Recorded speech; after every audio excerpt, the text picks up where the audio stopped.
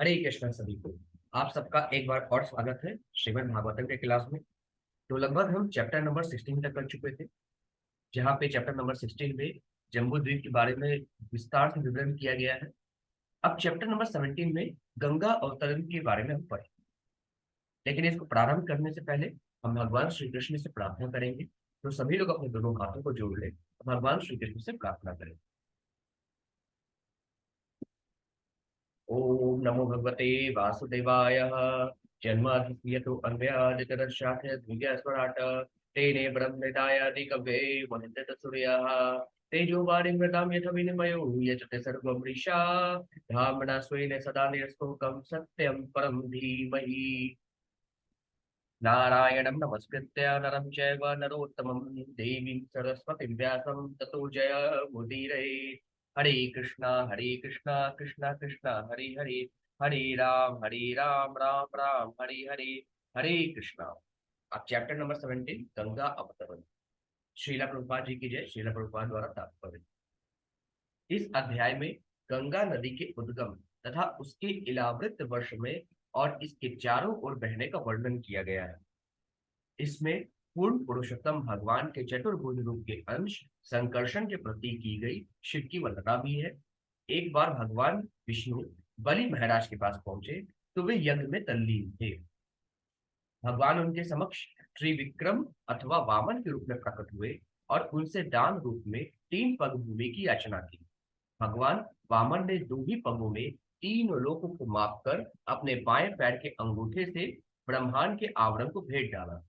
इस छिद्र के कारण समुद्र से जल की कुछ बूंदें बाहर निकलकर भगवान शंकर के सिर पर पड़ी, जहां पर वे 1000 युगों तक पड़ी रही। यही बूंदें पवित्र गंगा नदी है। यह पहले स्वर्गलोक में बहती है, जो भगवान विष्णु के चरण तल में स्थित है। गंगा नदी भागीरथी तथा जानवी आदि कई नामों से भी विख्यात है। यह ध्रुव लोक तथा सप्त ऋषि लोकों को पवित्र करने वाली है। और क्योंकि ध्रुव तथा सप्त ऋषियों की एकमात्र अभिलाषा भगवान के चरण कमलों की सेवा करना है, भगवान विष्णु के चरण कमलों से निर्गत गंगा नदी स्वर्गलोक को, विशेष रूप से चंद्रमा को आप्लावित करती हुई मेरु पर्वत के ऊपर बसी ब्रह्मपुरी से होकर आगे बढ़ती है। यहाँ पर यह 4 धाराओं सीता, अलकनंदा, चक्षु तथा भद्रा में विभाजित होकर लवण सागर की ओर बहती है।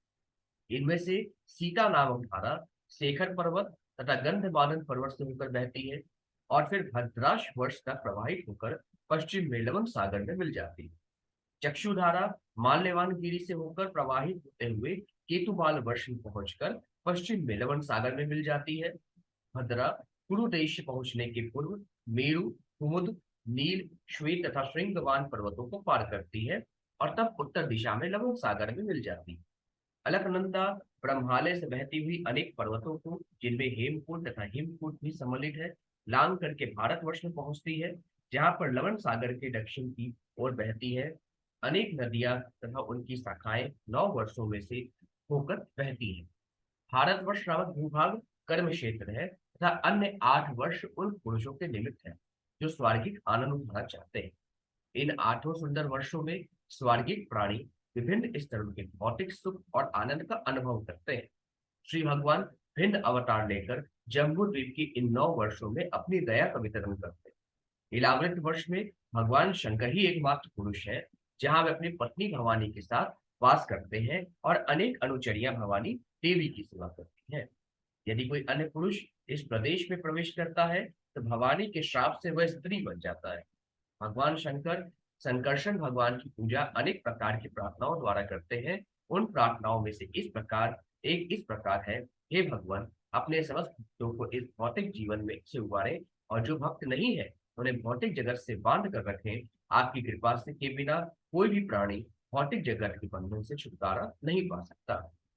अब आगे श्री सुखदेव जी महाराज कहते हैं, श्री सुकुवाच तत्र भगवतः साक्षात् अज्ञलिंगस्य विष्णु विक्रमतो वामपादा अंगुष्ठन खनिभिर्नो अग्रवाण्ड गता हवि वरेणान्तः प्रविष्टः या भय जलधारा तच्च चरण पंकजा वने जनारूढ़ा किंचल गोपड़ परजीताखिल जगत जगत धमला बहु परस्पर्श नामदा साक्षात भगवत पदित्यनु पलक्षितव जो अभिधीयमानामि नाति महता कालेन युग सहस्रो पलक्षेणेन दीवो मूर्धन्यवता अव्यतत अव्यततार यत् विष्णु पदमाहु।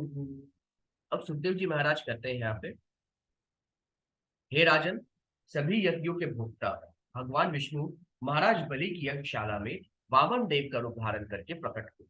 तब उन्होंने अपने वाम पद को ब्रह्मांड के छोर तक फैला दिया और अपने पैर के अंगूठों से उसके आवरण में एक छिद्र बन गया। इस छिद्र से निकले कारण समुद्र के विशुद्ध जल ने गंगा नदी के रूप में इस ब्रह्मांड में प्रवेश किया। विष्णु के चरण कमल को जो केशर से लेपित थे, धोने से गंगा का जल अत्यंत मनोहर गुलाबी रंग का हो गया। गंगा के दिव्य जल के स्पर्श से क्षण भर में प्राणियों के मन में भौतिक विकार शुद्ध हो जाते, किंतु इसका जल सदैव शुद्ध रहता है। क्योंकि इस ब्रह्मांड में प्रविष्ट होने के पूर्व गंगा प्रत्यक्ष रूप से विष्णु जी के चरण कमलों का स्पर्श करती है, इसलिए वे विष्णुपदी भी कहलाती है। बाद में उसके अन्य नाम पड़े तथा यथा जाह्नवी तथा भागीरथी। 1000 युगों के बाद गंगा का जल ध्रुव लोक में उतरा, जो इस ब्रह्मांड का सर्वोपरि लोक। इसलिए सभी संत तथा विद्वान ध्रुव लोक को विष्णु पद अर्थात भगवान विष्णु चरण कमलों में स्थित कहते हैं।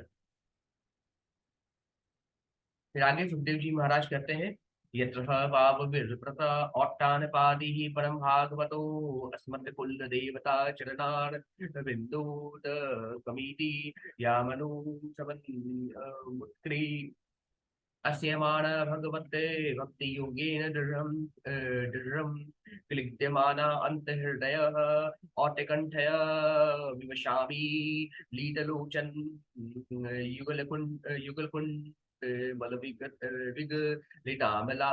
लितामलवास्प कलयाभिवय जयमानरो मकूल ककूल को अधुनापि परमादरेण शिरसा विभर्ति। अब सुखदेव जी महाराज कहते हैं, महाराज उत्तानपाद के ख्याति प्राप्त पुत्र ध्रुव महाराज परम ईश्वर के सर्वश्रेष्ठ भक्त कहलाते हैं, क्योंकि उनकी भक्ति निष्ठा दृढ़ थी। यह जानते हुए कि गंगा जल भगवान विष्णु के चरण कमल को पखाड़ता है, वे उस जल को अपने लोक में ही रहते हुए आज तक अपने शीर पर भक्ति पूर्वक धारण करते हैं। क्योंकि वे अपने अनंत अंत स्थल हृदय में श्री कृष्ण का निरंतर चिंतन करते रहते हैं, फलतः वे अत्यंत उत्कंठित रहते हैं। उनके अर्ध निमिलित नेत्रों से अश्रु की धारा बहती है और उनका शरीर पुलकायमान रहता है।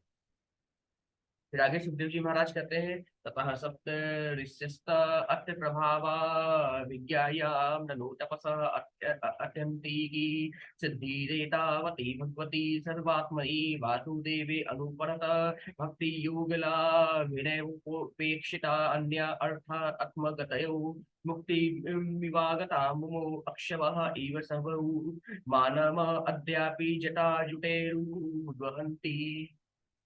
सुखदेव जी महाराज कहते हैं, ध्रुव लोक के नीचे वाले लोकों में सप्तऋषियों मरीचि वशिष्ठ अत्रि इत्यादि का वास है। गंगा जल के प्रभाव से परिचित होने के कारण वे आज भी अपने सिर की जटाओं पर उसे धारण करते हैं। अंततः वे इस निष्कर्ष पर पहुंचे हैं, यही परम धन्य समस्त तपस्याओं की सिद्धि तथा दिव्य जीवन बिताने का सर्वश्रेष्ठ साधन है। पूर्ण पुरुषोत्तम भगवान की सतत भक्ति प्राप्त होने के कारण उन्होंने धर्म अर्थ काम तथा पर ब्रह्म से तदाकार होने अर्थात मोक्ष जैसे समस्त साधनों का परित्याग कर दिया है। जिस प्रकार ज्ञानी जन यह सोचते हैं कि भगवान में तदाकार होना ही परम सत्य है, उसी प्रकार सप्त ऋषि भी भक्ति को जीवन की परम सिद्धि मानते हैं। फिर आगे सुखदेव जी महाराज कहते हैं, ततो अनेक सहस्र कोटि विमानानिक संदु कुलदेवयाने नावतर अंति अंदु मंडलमावार्य ब्रह्म सदने निपाततै। सुखदेव जी महाराज कहते हैं, ध्रुव लोक के पड़ोसी 7 लोकों का पावन करने के पश्चात गंगा का जल करोड़ों देवताओं के विमानों द्वारा अंतरिक्ष को ले जाया जाता है। तब इस चंद्रलोक को आप्लावित करता हुआ अंततः मेरु पर्वत पर स्थित ब्रह्मा के आवास पर पहुंच जाता है। फिर आगे सुखदेव जी महाराज कहते हैं, तत्र चतुर्धा विद्यमाना चतुर्भिर्नाम चतुर्दर्शे महिष्पन्नन्ति नदन्नदीपतिमेव आभिनिविशति शीतालकनन्दा चक्षुर्भर्तेति। सुखदेव जी कहते हैं, मेरु पर्वत की चोटी पर गंगा नदी चार धाराओं में विभक्त हो जाती है और प्रत्येक धारा अलग अलग दिशाओं की ओर पूर्व पश्चिम उत्तर और दक्षिण वेग से प्रवाहित होती है। ये धाराएं सीता, अलकनंदा, चक्षु तथा भद्रा नाम से विख्यात है और ये सब सागर की ओर बहती हैं। फिर आगे सुखदेव जी कहते हैं, सीता तु ब्रह्म सदनात केशराचलादिगी ऋषिखरे भयो अयो अधो अधा प्रसन्न सप्तवंती गंधमादन गूढ़र्षुपति अथवान्तरेण भद्रा अश्ववर्षं प्राच्यां दिशि शार समुद्रमभि प्रविश्यति। अब सुखदेव जी महाराज कहते हैं, गंगा नदी की सीता नामक धारा मेरु पर्वत की चोटी पर स्थित ब्रह्मपुरी से होकर बहती हुई पार्श्ववर्ती केशराचल पर्वतों के श्रृंगों पर पहुंचती है। जो मेरु पर्वत जितने ही ऊंचे होते हैं, ये मेरु पर्वत के चारों ओर टंटू गुच्छ जैसे हैं। केशराचल पर्वतों से चलकर गंगा नदी गंधमादन पर्वत की ओर चोट पर गिरती है और वहां से भद्राश्व वर्ष की भूमि में बहती है। अंत में यह पश्चिम में लवण सागर में पहुंच जाती है। फिर आगे सुखदेव जी महाराज कहते हैं, एवं माल्य पक्षी खरा अन्नी अस्पतंती ततो अन्न उपरत वेगा केतु मालमभि चक्षुः प्रतिपच्याम दिशि सरित पतिम प्रविश्यति। सुखदेव जी महाराज कहते हैं, गंगा नदी की चक्षु नामक धारा माल्यवान पर्वत की चोटी पर गिरती है और वहां से प्रपात के रूप में गिरकर केतुमाल वर्ष में प्रवेश करती है। अविच्छिन्न रूप से केतुमाल वर्ष से बहकर गंगा नदी पश्चिम की ओर लवण सागर तक पहुंच जाती है। अब सुखदेव जी महाराज कहते हैं, भद्राचोट तरतो मेरु शीर्षो निपतता गिरिशिखरा गिरिशिखरा दिगरी शिखर मतिहाय श्रृंगवतः श्रृंगादवस्य अंदमाना उत्तरा अंस्तु पुरुनभीत उदिच्यां दिशि जलधीव विप्रविशति। सुखदेव जी महाराज कहते हैं, गंगा की भद्रा नामक धारा मेरु पर्वत की उत्तरी दिशा से होकर बहती है। इसका जल क्रमशः कुमुद, नील, श्वेत तथा श्रृंगवान पर्वतों की चोटियों पर गिरता है। फिर वह कुरु प्रदेश में से बहती हुई उत्तर में लवण सागर में मिल जाती है। फिर आगे सुखदेव जी महाराज कहते हैं, तथैवा अलकनंदा दक्षिणेन ब्रह्म सदना अद ब्रह्मपुरी गिरिकुटान्य तीक्रम्य हेमकुटा अध्यै मकुटान्य तीरभरतर्सा लुठयन्ति भारतमभिवर्षं दक्षिणस्यां देशी जलधीम विप्रविश्यति यस्याम स्नानार्थं चागच्छत पुंसः पदे पदे अश्वमेधराज जसुयादीनां फलं न दुर्लभमिति। अब सुखदेव जी महाराज कहते हैं, इसी प्रकार अलकनंदा ब्रह्मपुरी की दक्षिण दिशा से होकर बहती है। विभिन्न प्रदेशों में पर्वतों की चोटियों को पार करती हुई यह अत्यंत वेग से हेमकूट तथा हिमकूट पर्वतों की चोटियों पर गिरती है। इन पर्वतों की चोटियों को आप्लावित करती हुई गंगा भारतवर्ष नामक भूभाग पे गिरती है और उसे अपने जल से आपूरित करती चलती। तत्पश्चात ही दक्षिण दिशा में लवण सागर में मिल जाती है। जो व्यक्ति इस नदी में स्नान करने आते हैं वे भाग्यशाली हैं। उन्हें पग पग पर राजस्यु तथा अश्वमेघ जैसे महान यज्ञ को करने का फल प्राप्त करना दुष्कर नहीं है। फिर आगे सुखदेव जी कहते हैं, अन्ये च नदा नद्य अश्च वर्षे वर्षे सन्ति बहुशो मेवादी गिरिदुहितरः शतशः।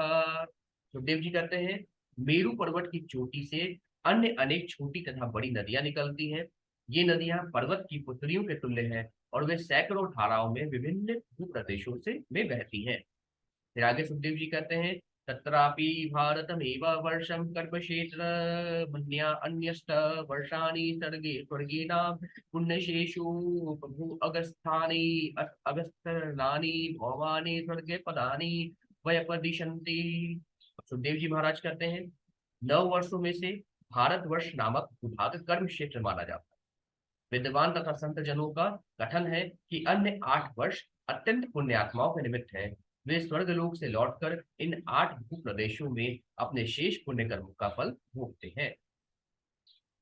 फिर आगे सुखदेव जी महाराज कहते हैं, येषु पुरुषाणामय उत्पुरुषायुर्व अर्षाणां देवकल्पानां नागायुधप्राणानां वज्रसंघनना वनवयोध प्रमुदित महासौर तमिथुन वयवाया पवर्ग वर्ष कृतैक कर्प कलत्राणां तत्र तु त्रेता युगः स वः कालो वर्तते। सुखदेव जी महाराज कहते हैं, गणना के अनुसार इन 8 विभागों के में मानव प्राणी पृथ्वी लोक की गणना के अनुसार 10,000 वर्षों तक जीवित रहते हैं। इनके सभी निवासी प्रायः देवताओं के तुल्य है। उनमें 10,000 हाथियों का बल होता है। दरअसल उनके शरीर वज्र की भांति कठोर होते हैं। उनके जीवन का यौवन काल अत्यंत आनंददायक होता है और स्त्री तथा पुरुष दीर्घ काल तक आनंद पूर्वक यौन समागम करते हैं। वर्षों तक इंद्र सुख भोगने के पश्चात जब जीवन का 1 वर्ष शेष रह जाता है तो स्त्री गर्भवती होती है। इस प्रकार इन स्वर्ग लोकों के वासी वैसे ही आनंद उठाते हैं जैसा कि त्रेता युग के मानव प्राणी। फिर आगे सुखदेव जी महाराज कहते हैं, यत्र देव पतयः सवः स्वर्गेण स्वर्गनाय कैवीर हित महार्हणः सर्वटुर कुसुम अस्त पक्कफल किसलय श्रियाणाम मयमान विट फलता वीत पीभी पशु अम्भ मानरू चिरकाना ना श्रमाय तनव अर्षगिरी द्रोणीषु यथा तथा चामल जलाशयेषु विकचवी विकचवीधि विविध नव वनरूहा हामूद मुदितराज हंस हंस जल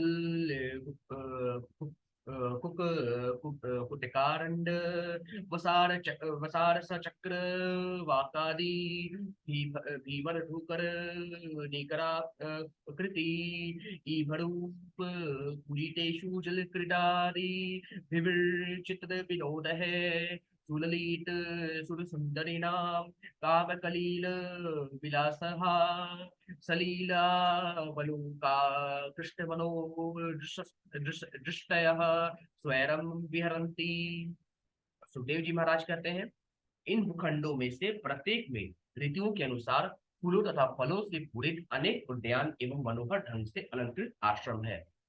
इन भूखंडों की सीमा बताने वाले विशाल पर्वतों के बीच निर्मल जल से पूरित विशाल सरोवर है जिनमें कमल के नए पुष्प खिले हुए हैं। इन कमल पुष्पों की सुगंधि से हंस, बत्तख, जल मुर्गियां तथा सारस जैसे जल पक्षी अत्यंत उत्तेजित होते हैं और औरों के मोहक गुंजन से वायु पूरी रहती है। इन भूखंडों के निवासी देवताओं के प्रमुख नायक हैं। अपने सेवकों से सेवित ये लोग सरोवरों के तटवर्ती उद्यानों में जीवन का आनंद उठाते हैं। ऐसे मोहक वातावरण में देवताओं की पत्नियां अपने पतियों के से हास परिहास करती हैं और उन्हें कामेच्छा से पूर्ण बाकी चितवन से देखती हैं। सभी देवताओं एवं उनकी पत्नियों पर उनके सेवक सदैव चंदन तथा पुष्प मालाएं चढ़ाते रहते हैं। इस प्रकार 8 स्वार्गिक वर्षों के रहने वाले लोग स्त्रियों की क्रियाओं से आकृष्ट होकर जीवन का आनंद भोगते हैं। फिर आगे सुखदेव जी महाराज कहते हैं, नमस्वपि वर्षेषु भगवान नारायणो महापुरुषः पुरुषाणां तदनुग्रहाय आत्मा अततत्त्ववैबुधेनात्मा नाद्यापि सन्निधीयते। अब सुखदेव जी महाराज कहते हैं, इन सभी 9 वर्षों में अपने भक्तों पर कृपा करने के लिए पूर्ण पुरुषोत्तम भगवान, जिन्हें नारायण कहा जाता है, अपने चक्रव्यूह रूपों वासुदेव, संकर्षण, प्रद्युम्न तथा अनिरुद्ध में विस्तार करते हैं। इस प्रकार अपने भक्तों की सेवा स्वीकार करने के लिए वे वे उनके निकट रहते हैं। फिर आगे सुखदेव जी महाराज कहते हैं,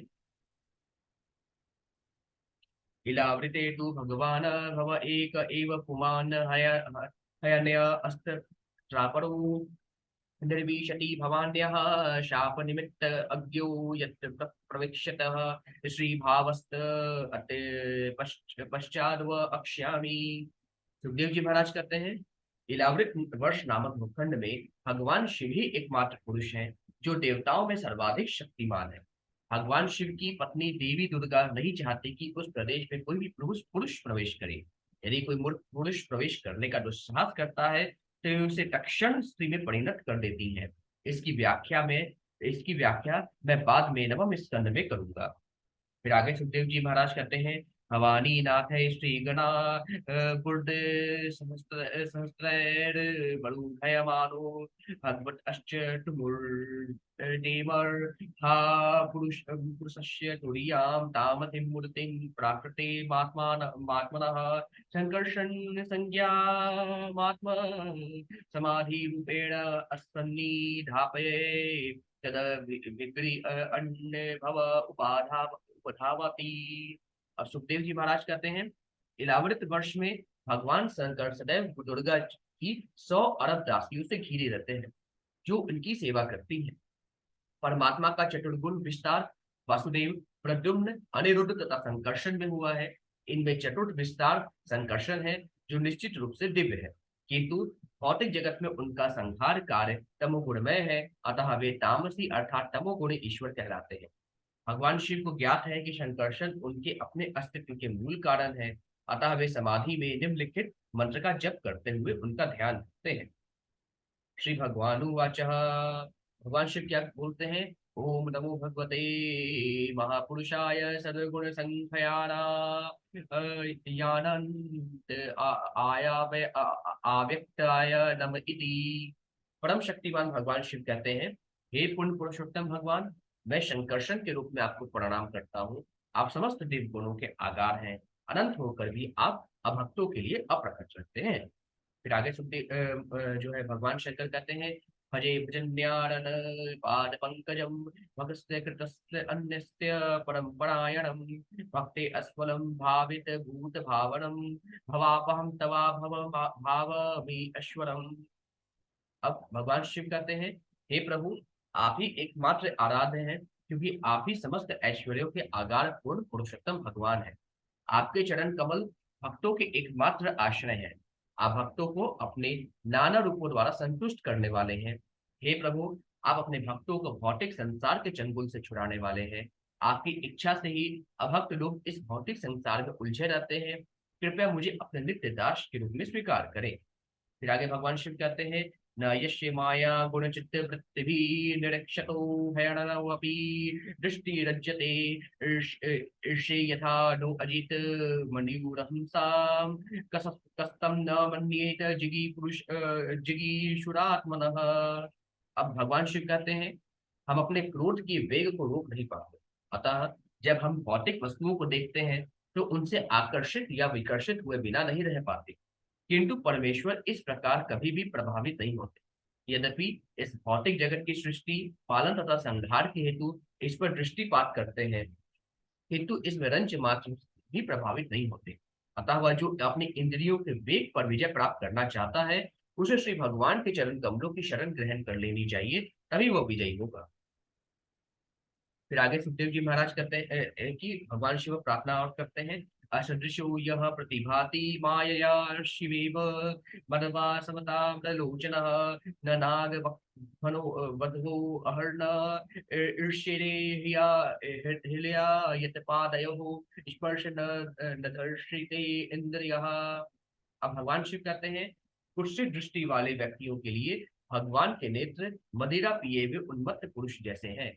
ऐसे अविवेकी पुरुष भगवान पर रुष्ट होते हैं और अपने रोषवश उन्हें श्री भगवान अत्यंत रुष्ट एवं भयावह लगते हैं।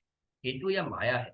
जब भगवान के चरण कमलों के स्पर्श से नाग वधुएं उत्तेजित हुई तो वे लज्जावश उनकी ओर अधिक आराधना नहीं कर पाई, फिर भी भगवान उनके स्पर्श से उत्तेजित नहीं हुए, क्योंकि समस्त परिस्थितियों में वे धीर बने रहते।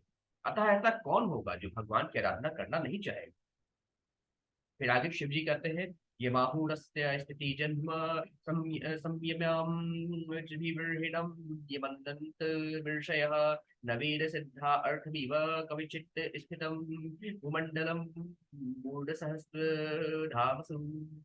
भगवान शिव कहते हैं सभी महान ऋषि भगवान को सृजक पालक तथा संहारक के रूप में स्वीकार करते हैं, यद्यपि वास्तव में उनका इन कार्यों से कोई सरोकार है ही नहीं, इसलिए श्री भगवान को अनंत कहा जाता है।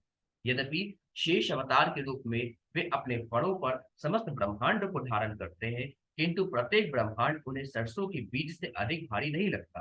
अतः सिद्धि का इच्छुक ऐसा कौन पुरुष होगा जो ईश्वर की आराधना नहीं करेगा। फिर आगे शिव जी कहते हैं यश्याद्य आसित गुण विग्रहो महान विज्ञान विष्णु भगवान जह किल यत संभवो अहम त्रिवृता सतेजसा वैकारिकम ताम समेन्द्रियहम सृजे एते वयं यस्य वशे महात्मनः इसिता शकुन्ता इव सुत्वयन्त्रितः महानहं वैकृत ताम सेन्द्रियः सृजां सर्वे यदनुग्रहा दीदतम्।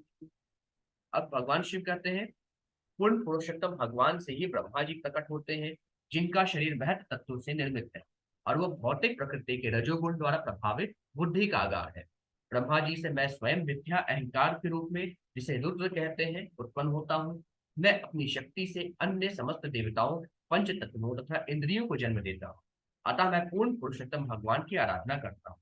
वे हम सबों में श्रेष्ठ हैं और सभी देवता, महत तत्व तथा इंद्रियां, यहाँ तक कि ब्रह्मा जी और स्वयं मैं उनके वश में वैसे ही हैं जिस प्रकार की डोरी से बंधे पक्षी। केवल उन्हीं के अनुग्रह से हम इस जगत का सृजन पालन एवं संहार करते हैं। अतः मैं परम ब्रह्म को सादर प्रणाम करता हूँ। फिर आगे भगवान शिव कहते हैं यन्नी नर्मिताम कर्हयपि कर्म पर्वणि मायां जनो अयं गुण सर्ग मोहितः न वेदं निस्तारन् न योगमज्जसा तस्मै नमस्ते विलयोदयात्मने।